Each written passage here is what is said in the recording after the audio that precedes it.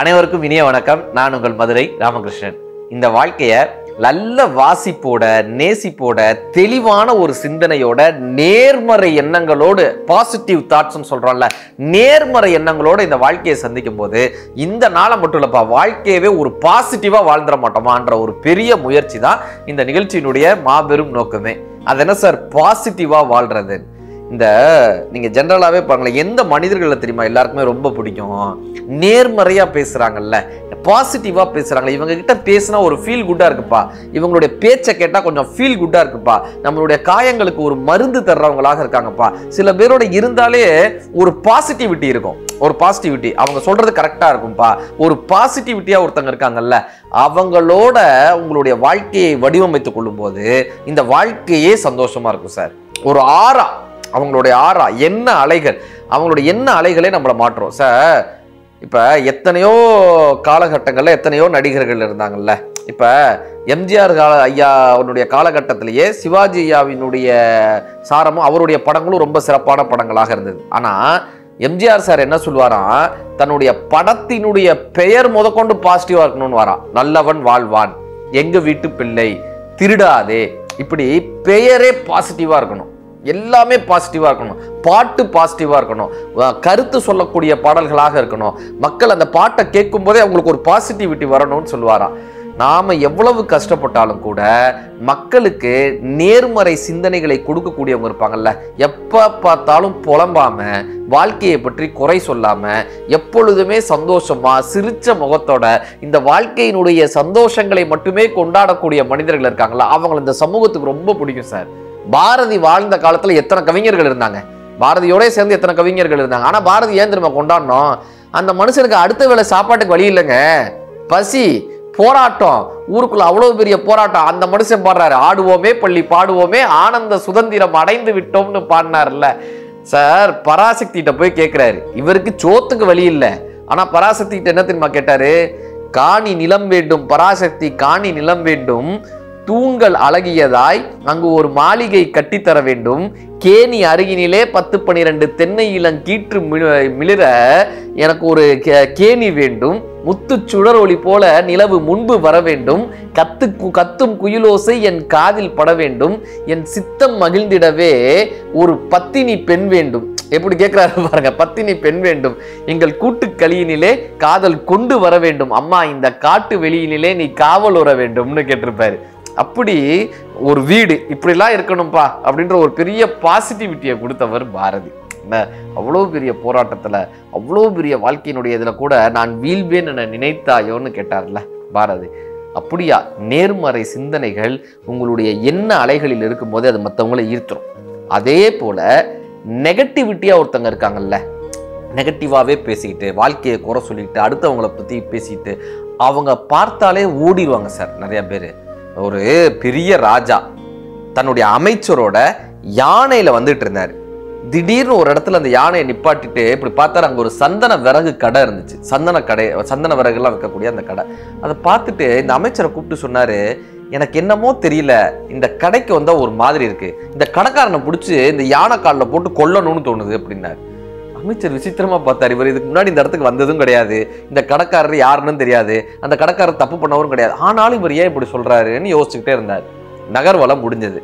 இப்ப இந்த அமைச்சர் போய் அந்த சந்தன கடைக்காரர்கிட்ட சும்மா அப்படியே பேசிக்கிட்டே இருக்கிறப்ப இந்த சந்தன மரங்கள்லாம் மோந்து பார்க்கறாரு, அவ்வளவு வாசமா இருக்கு, ரொம்ப சிறப்பா இருக்கு, என்னப்பா வியாபாரம்லாம் எப்படி போகுதுன்னு கேட்டார். இந்த சந்தன கடைக்காரர் சொன்னாரு, எல்லாம் நல்லா தாங்க இருக்கு, ஆனா சரியா வியாபாரம் போக மாட்டேங்குது, சரியா வியாபாரம் போக மாட்டேங்குது, இந்த ராஜா எப்ப சாவாருன்னு நான் காத்துக்கிட்டு இருக்கேன்னா. புரியுதா? ராஜா எப்ப சாவாருன்னு காத்துக்கிட்டு இருக்கேன். அமைச்சர் அதிர்ச்சியோட பார்த்தாரு, ஏன்பா ராஜா ஏன்பா சாகணும்?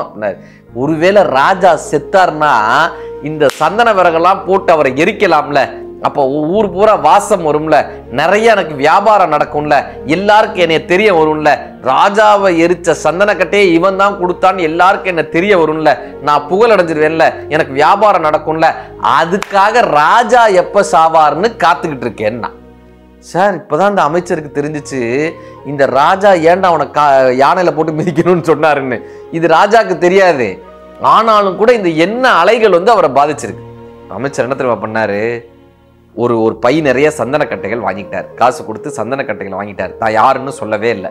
சந்தனக்கட்டைகளை வாங்கிக்கிட்டு ராஜாவை போய் பார்த்து, ஐயா நம்ம நேற்று நகர்வலம் போனோம்ல, அந்த இடத்துல இந்த சந்தன கடைக்காரர் பார்த்தீங்கல்ல, அவரு உங்களுக்கு அன்பளிப்பா இந்த சந்தனக்கட்டைகளை கொடுக்க சொன்னாருன்னு கொடுக்குறாங்க. ராஜா அதை முகர்ந்து போக்குறாரு. அவ்வளோ ஒரு ரம்மியமான வாசனை. சே, அவனை போய் நான் யானை காலில் போட்டு கொல்லணும்னு சொன்னேனே, என்னை மன்னிச்சிட சொல்லிடுப்பா. அவனை போய் நான் கொல்லணும்னு சொன்னேன், என்னை மன்னிச்சிட சொல்லிடுன்னு ராஜா திருந்துறாரு. இப்போ அவர் என்ன பண்ணுறாரு, பொற்காசுகளை கொடுத்து விடுறாரு. அமைச்சர்கிட்ட பொற்காசுகளை கொடுத்து அவனுக்கு கொடுத்துருப்பான்னு. இப்போ அமைச்சர் போய் ராஜா அவங்களுடைய அந்த சந்தனக்கட்டையை முகந்து பார்த்தாரு. அவ்வளோ ரம்மியமாக இருந்துச்சா, இந்த பொற்காசுகளை உங்களுக்கு கொடுக்க சொன்னாருன்னு கொடுக்குறாங்க. அவன் கண்ணீர் மல்க அதை வாங்கிட்டு சொல்கிறான், இவ்வளவு நல்ல ராஜாவை, இவ்வளவு நல்ல மன்னரை நான் எரிக்கணும்னு ஆசைப்பட்டேனே, நான் அவர் சாகணும்னு ஆசைப்பட்டேனே, என்னுடைய மன்னிப்பு அவர்கிட்ட தெரிவிச்சிருங்கன்னா.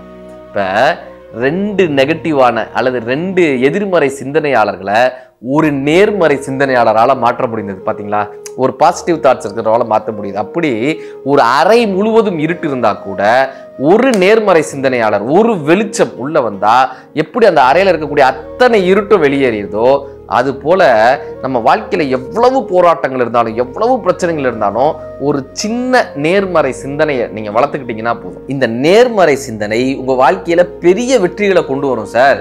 இப்ப ஒரு ஷூ கம்பெனி, அதுல இந்த சேல்ஸ் பர்சன்ஸ் நிறைய வச்சிருப்பாங்கல்ல, ஷூ கம்பெனி அப்பதான் அந்த கிராமத்துல லான்ச் பண்ண போறாங்க. ஒரு ஊர்ல ஒரு டவுன்ல லான்ச் பண்றாங்க.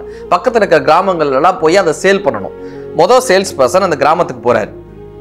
போயிட்டு இந்த சேல்ஸ் மேனேஜர்கிட்ட சொல்றாரு, இந்த ஊர்ல ஷூவெல்லாம் விற்கவே முடியாதுங்க, இந்த ஊர்ல ஷூவெல்லாம் விற்க ஏன்னு கேட்கிறாரு. அவங்களுக்கு செருப்பே தெரியலங்க, எல்லாம் வெறுங்காலோட சுத்திக்கிட்டு இருக்காங்க, அவனுக்கு செருப்பு போடுற பழக்கமே இல்லைங்க, அவன்கிட்ட போய் எப்படிங்க நீங்க ஷூவை கொண்டு போய் விற்பீங்க? இந்த கிராமத்துல இந்த டவுன்ல நீங்க ஷூவை விற்கவே முடியாது அப்படின்னா. இப்ப 2வதா ஒரு சேல்ஸ் மேனேஜர், அவர் போயிட்டு சொல்றாரு, சார் நமக்கு ஜாக்பாட் சார், ஜாக்பாட். ஏன் இந்த கிராமத்துல எவனுமே செருப்புனாலே என்னன்னு தெரியலங்க, இந்த கிராமத்துல எவனும் செருப்பே போட மாட்டாங்க, நம்ம மட்டும் இந்த ஷூவை கொண்டு போய் அவங்ககிட்ட அந்த டெமோலாம் காமிச்சு ஷூ போடுறதுனால எவ்வளவு ஆனந்தமா இருக்கும், ஷூ போடுறதுனால எவ்வளவு நல்லது நடக்கும், ஷூ போடுறதுனால நம்ம எவ்வளவு ஸ்டைலிஷா இருப்போம்னு டெமோலாம் பண்ணி காமிச்சா கண்டிப்பா வாங்குவான் சார். ஏன்னா அவனுக்கு இதை பத்தி ஷூவை பத்தி எதுவுமே தெரியல சார், கண்டிப்பா வாங்குவான்னா. இப்ப யாரு ஜெயிப்பாங்க வாழ்க்கையில? யாரு பாசிட்டிவா இருக்கானோ அவனால மட்டும்தான் சார் ஜெயிக்க முடியும். கரெக்டா? இது முடியவே முடியாதுன்னு ஒருத்தன் சொல்றான்ல, தோத்துருவான் சார். இதை இப்படி பண்ணா முடியும்பா, எப்பயுமே வாழ்க்கையில ஏதோ ஒண்ணு பண்ணோம்னா நம்ம ஜெயிச்சிடலாம்ப்பான்னு ஒருத்தன் நிக்கிறான்ல, நாம ஜெயிப்பதற்காகவே பிறந்திருக்கோம்னு ஒருத்தனுடைய தாட் ப்ராசஸ் இருக்குல்ல, அவனால மட்டும்தான் வாழ்க்கையில ஜெயிக்க முடியும். ஹெலன் கெல்லர் கேள்விப்பட்டிருக்கோமா? பெரிய ஊக்குவிப்பு சிந்தனையாளர், அழகாக புத்தகங்கள் எழுதுறவர். 19 வயசுல அவருக்கு பார்வை போயிடுச்சு சார், காது சரியா கேட்காது சார், காது செவித்திறனும் போயிடுச்சு. பிரெயில் மெத்தட்ல படிச்சு அத்தனை புத்தகங்கள் எழுதினவர் ஹெலன் கெல்லர், அத்தனை ஊக்குவிப்பு பேச்சு எழுதினவர் ஹெலன் கெல்லர். இல்ல நமக்கு எல்லாம் போயிடுச்சேப்பான்ட்டு சோர்ந்து போய் உட்காராம அடுத்து என்ன பண்ணலாம்னு சிந்திக்கிறாங்கல்ல, ஜெயிச்சிருவாங்க சார். நான் தோர்த்து விட்டேன்னு சொல்றவன் தோத்துக்கிட்டே இருப்பான், தோத்துட்டேன்னு சொல்றவன் தோத்துக்கிட்டே இருப்பான். வெற்றி வாய்ப்பை இப்போது இழந்து விட்டேன், வெற்றி வாய்ப்பை இப்போ இழந்துட்டேன், ஆனால் எப்பயுமே அதை இழக்க மாட்டேன், அந்த நம்பிக்கை இருக்குல்ல. தோர்த்து விட்டேன் என்று உங்களுக்குள் சொன்னால் நீங்கள் தோர்த்து விடுவீர்கள். வெற்றி வாய்ப்பை இழந்து விட்டேன் என்று நீங்கள் நினைக்கும் போது மீண்டும் அந்த வாய்ப்பு உங்களுக்கு ஆன வாழ்க்கையை கொடுக்கும். எப்பொழுது நேர்மறை சிந்தனையோடு பாசிட்டிவிட்டியோடு இருக்கீங்களோ, இந்த நாள் மட்டுமல்ல எல்லா நாளும் இனிய நாள் தான். நன்றி.